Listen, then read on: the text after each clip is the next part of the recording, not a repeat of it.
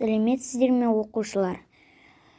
Бүгінгі біздің өтетін тақырыбымыз математикадан 131 сабақ қос теңсіздіктер. Бүгін сендер қос теңсіздіктердің шешімдер жиынын табуды үйренесіңдер. Бірінші мысал. Жақсылап оқып аламыз.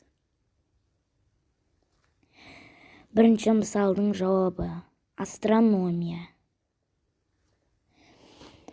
Екінші мысал. Бұны да мұқият оқып аламыз. Екінші мысалдың жауабы. Балалар сендерге дұрыстап көрінсін. Міне. Жазып аламыз. Үшінші мысал. Тапсырманы орында жазуды түсіндір. Үшінші мысалдың жауабы. Төртінші мысал. Қос теңсіздіктер жаз. Төртінші мысалдың жауабы.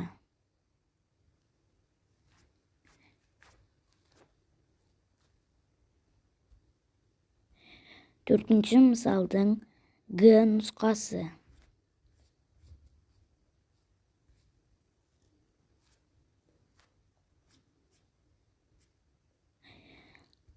Бесінші мысал. Теңсіздіктерді оқы, қос теңсіздікті жеке екі теңсіздікке ауыстыр. Бесінші мысалдың жауабы. Жазып аламыз. Жетінші мысал. Теңдеулерді шеш. 30.816 көбейту x тең 321 көбейту 3. 830.745 азайту y тең 847 көбейту 193.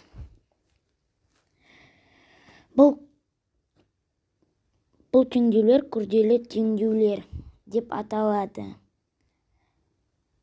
Бұны шешу үшін соңындағы өрнектің жауабын тауып жазамыз. Міне былай. Бірінші теңдеу 30.816 бөлу x тең 321 көбейту 3. 30.816 бөлу x тең 963. X тең 30.816 бөлу 963. X тең 32. Әрі қарай тексереміз.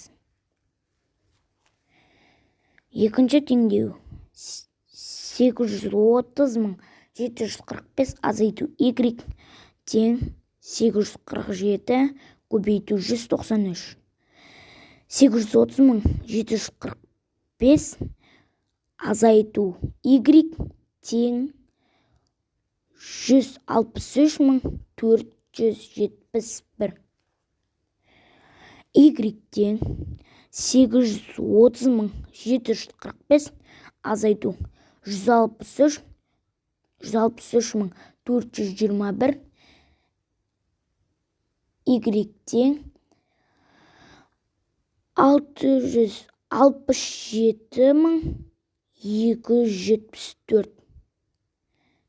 Әрі қарай бұны да өздеріңіз тексересіздер. Үй тапсырмасы. 11-ші мысал. Қос теңсіздік түрінде жаз. Шешімдер жиынын сан сәулесінде белгіле. Шешімдер жиынын фигуралы жақшаның көмегімен жаз. 6 кем y-ден және y кем 12-ден. Y артық 5-ден және y кем 10-нан. Үй жұмысы жазып аламыз.